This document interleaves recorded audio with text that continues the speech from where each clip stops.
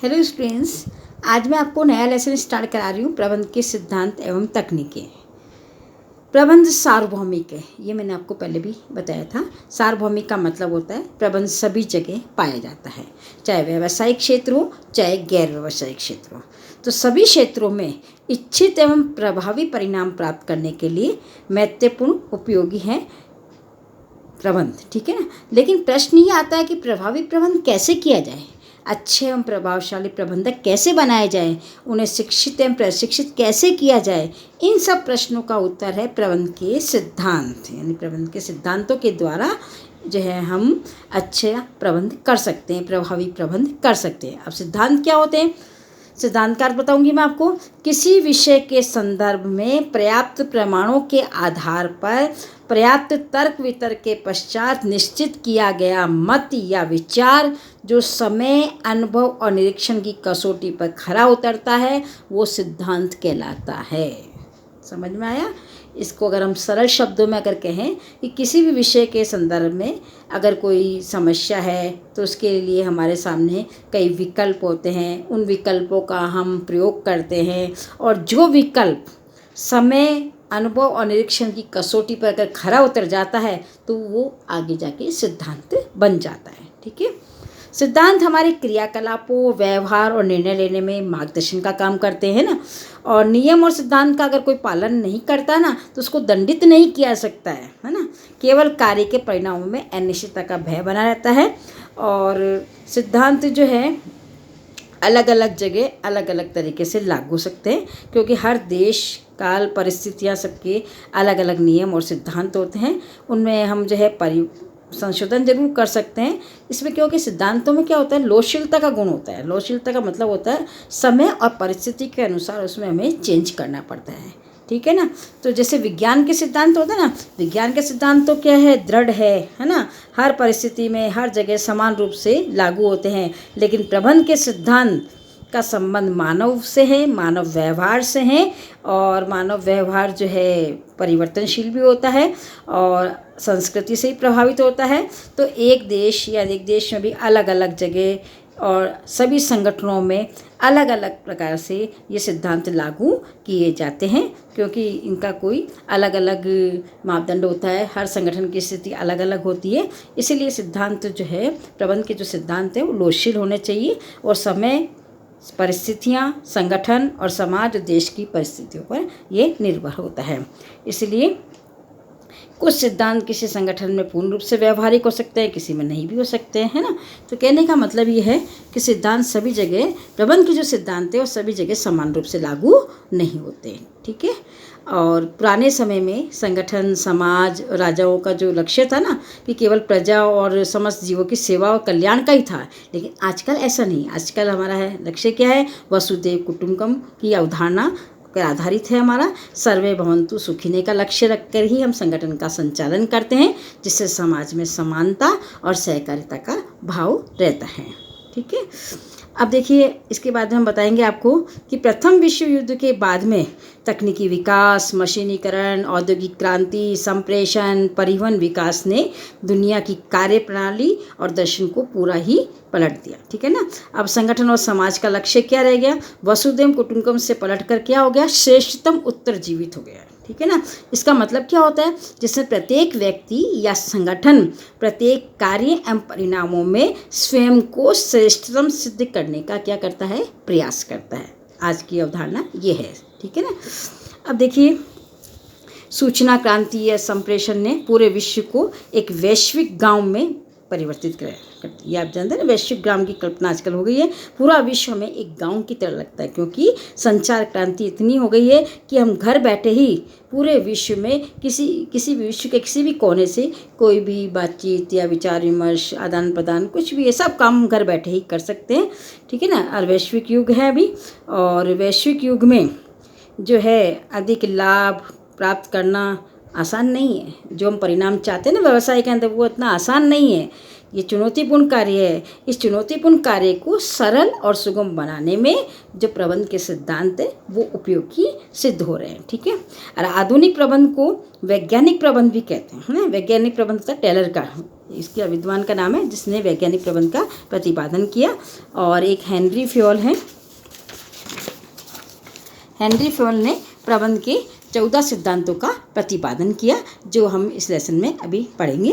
प्रबंध के 14 सिद्धांत हेनरी फ्योल के। ठीक है ना। बाकी अलग अलग विद्वान बहुत सारे हैं प्रबंध के संदर्भ में, जैसे टेलर है, मैक्स है, वेबर है, एल्टन मेयो है, कई विद्वान हैं जिन्होंने प्रबंध के सिद्धांतों के बारे में जो है जानकारी दी। आज हम जो है आपको हेनरी फ्योल के 14 सिद्धांतों के बारे में बताएंगे। जिसमें सबसे पहला सिद्धांत आता है कार्य का विभाजन। कार्य का विभाजन का मतलब ये होता है कि हेनरी फ्योल ने क्या कहा है, विशिष्टीकरण का लाभ लेने के लिए कार्य का विभाजन का सिद्धांत उपयोगी होता है। विशिष्टीकरण का मतलब आपको पता है, किसी कार्य में विशिष्टता हासिल करना, विशिष्टता प्राप्त करना, यानी जो व्यक्ति जिस कार्य के योग्य है उसे वही काम सौंपा जाना चाहिए, जिससे वो कार्य अच्छे से करेगा, अपनी कार्य क्षमता का उपयोग करेगा, है ना। तो ये का विभाजन का सिद्धांत का मतलब यही होता है कि जो संगठन के अंदर कार्य का विभाजन जो किया जाता है श्रमिकों में, कर्मचारियों में, वो इस प्रकार से हो कि व्यक्ति की योग्यता को देखा जाए, यानी योग्यता, विशिष्टता, जिसमें वो दक्ष हो, योग्य हो, उसे वही काम सौंपा जाएगा। तो उसका काम में मन भी लगेगा और उसकी कार्य क्षमता भी बढ़ेगी और संगठन अपने लक्ष्य को प्राप्त भी कर सकेगा। तो ये कहलाता है कार्य का विभाजन का सिद्धांत। दूसरा सिद्धांत आता है अधिकार एवं उत्तरदायित्व का सिद्धांत। अधिकार और उत्तरदायित्व, दो शब्द आपने सुने होंगे। अधिकार एवं उत्तरदायित्व एक दूसरे से संबंधित होते हैं और दोनों में क्या होनी चाहिए, समानता होनी चाहिए। जब संगठन में किसी व्यक्ति को कोई काम सौंपा जाता है तो उस काम को पूरा करने के लिए उससे पूरा करने का उत्तरदायित्व तो उस व्यक्ति पर ही होता है, लेकिन काम का संपादन या निष्पादन कैसे हो इसके लिए उसको अधिकार भी देने पड़ेंगे। यानी कहने का मतलब है, अगर आप किसी को दायित्व देंगे तो उसे साथ में काम को पूरा करने के लिए उसे अधिकार भी देने पड़ेंगे, है ना। तो दोनों में समानता होनी चाहिए, यानी अधिकार और दायित्व दोनों बराबर होने चाहिए। ठीक है ना। अगर आपने अधिकार ज़्यादा दे दिए, दायित्व कम दिए, तो व्यक्ति अधिकारों का दुरुपयोग करेगा। अगर आपने दायित्व ज़्यादा दे दिए, अधिकार कम दिए, तो व्यक्ति उत्तरदायित्व का पालन पूरे तरह से नहीं कर पाएगा। तो कहने का मतलब ये है कि अधिकार और उत्तरदायित्व दोनों एक दूसरे से संबंधित होते हैं, दोनों बराबर मात्रा में होने चाहिए या सामंजस्य होना चाहिए, तभी संगठन के अंदर कार्य सुचारू रूप से किया जा सकेगा। ठीक है। तीसरा सिद्धांत है अनुशासन का सिद्धांत। अनुशासन शब्द आपने सुना ही होगा। हर संस्था में अनुशासन होना चाहिए। अनुशासन जहाँ होता है ना, वहाँ काम अच्छे से होता है, समय पर होता है। ठीक है ना। तो अनुशासन का सिद्धांत भी कर्मचारियों के व्यवहार को उत्पन्न करने के लिए किया जाता है, और जो संगठन जो है अनुशासन रखते हैं ना, वो लक्ष्य को आसानी से प्राप्त कर दें। अब अनुशासन कैसे? अनुशासन में नियम बनाए जाते हैं और निरीक्षण किया जाता है कि इसका पालन कर रहा है कि नहीं कर रहा है ना। अगर कोई गलत करता है तो उसे दंड का प्रावधान भी होता है, लेकिन दंड देते समय ध्यान रखना, अनुशासनहीन व्यक्ति को जब दंड दिया जाता है ना, तो वो ऐसा महसूस नहीं करे कि उसके साथ कोई क्या हो, प्रताड़ना हुई है, या मतलब अपने आप को प्रताड़ित महसूस नहीं करे, है ना। हाँ, दंड का प्रावधान होता है, लेकिन दंड ऐसा हो जिससे उसको ये समझ आ जाए कि मैंने गलत किया, इसलिए मुझे ये दंड मिला है ना। तो इस प्रकार से ये अनुशासन का सिद्धांत प्रत्येक संस्था में होना आवश्यक है। जो संस्था अनुशासन रहती है वही अपने लक्ष्य को प्राप्त कर सकती है। चौथा सिद्धांत है आदेश की एकता का सिद्धांत। आदेश की एकता का सिद्धांत का मतलब ये होता है, एक कर्मचारी को एक समय में एक ही अधिकारी से आदेश मिलना चाहिए। इसका मतलब ये होता है, अगर 2-3 अधिकारी या 4 अधिकारी उसको आदेश दे देंगे एक ही समय में, तो उसके मन में ये भ्रम हो जाएगा कि वो किसके आदेश का पालन पहले करें। ठीक है ना। तो ऐसा भ्रम नहीं होना चाहिए। अच्छा, ये अगर मान लो किसी एक का उसने आदेश का पालन पहले कर लिया तो दूसरे अधिकारी नाराज़ हो जाएंगे, है ना। तो वो ऐसा सोचेंगे कि मेरे पद का महत्व नहीं है, मेरा कहना नहीं माना, है ना।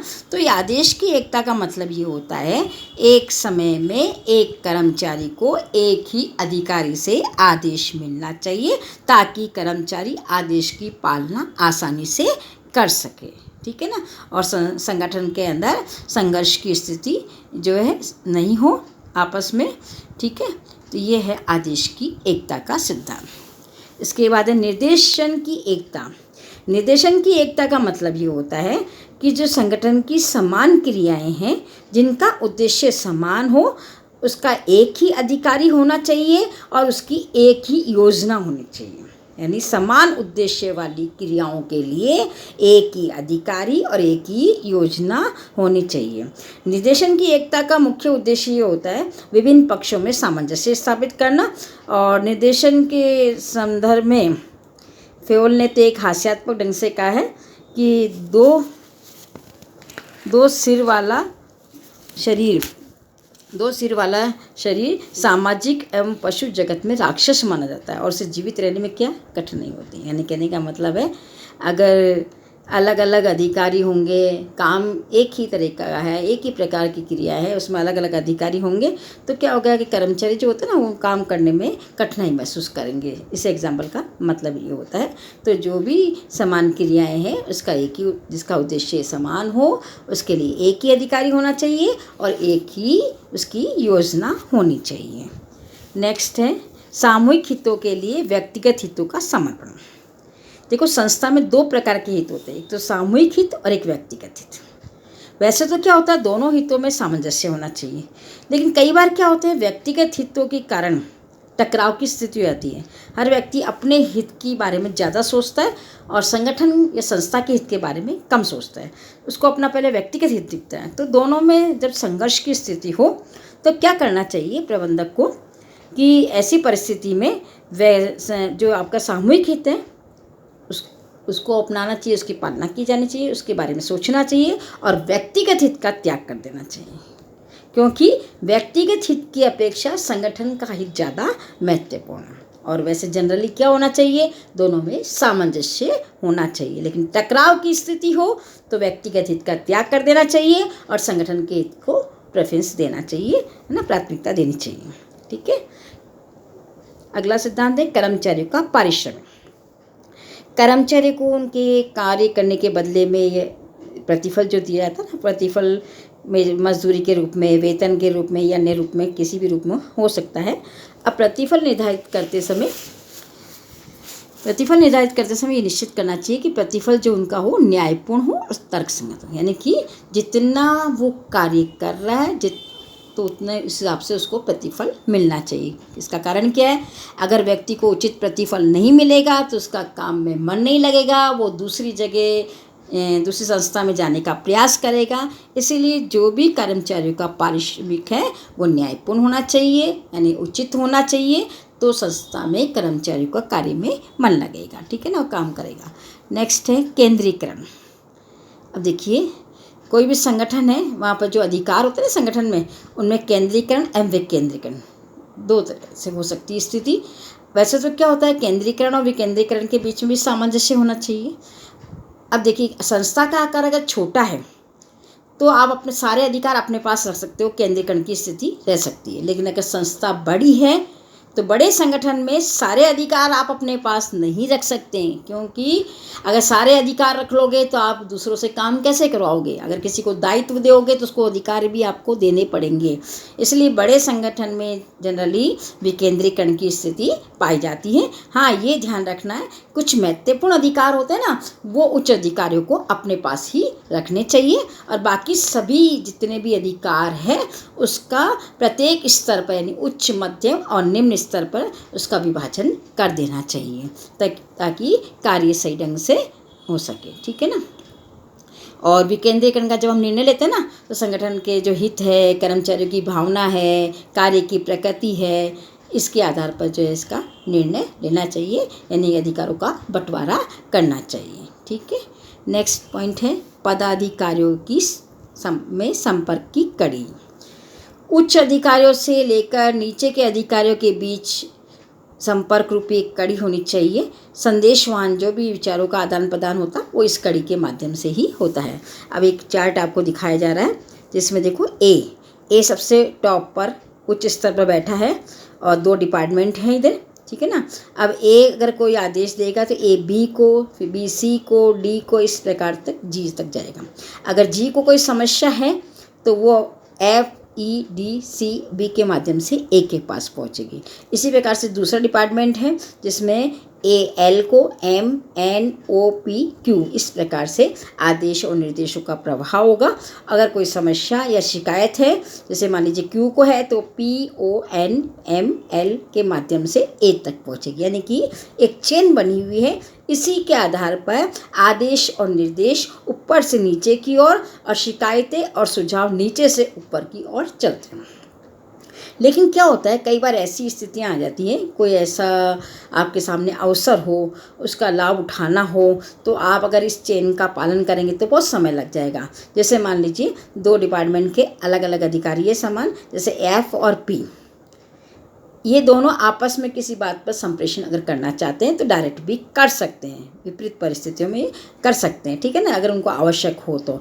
लेकिन संप्रेषण करने के बाद में एफ को अपने उच्च अधिकारी जैसे ई डी सी बी को भी सूचित कर देना चाहिए और पी को भी, ओ एन एम एल को भी सूचित कर देना चाहिए। हाँ, कई बार ऐसा होता है कि हमें जल्दी निर्णय लेना है तो हम जो है एक दूसरे अधिकारियों से, दूसरे डिपार्टमेंट से जो भी बातचीत करनी हम कर सकते हैं, लेकिन बाद में अपने अपने उच्च अधिकारियों को इस बात की सूचना दे देनी चाहिए। इस प्रकार से ये चार्ट जो है आपको बताता है कि संप्रेषण की या संपर्क की कड़ी किस प्रकार एक संस्था के अंदर चलती है, आदेश और निर्देशों का प्रभाव कैसे होता है। जो मैंने आपको पिछले लेसन में बताया था, 3 स्तर होते हैं, उच्च, मध्यम और निम्न, है ना।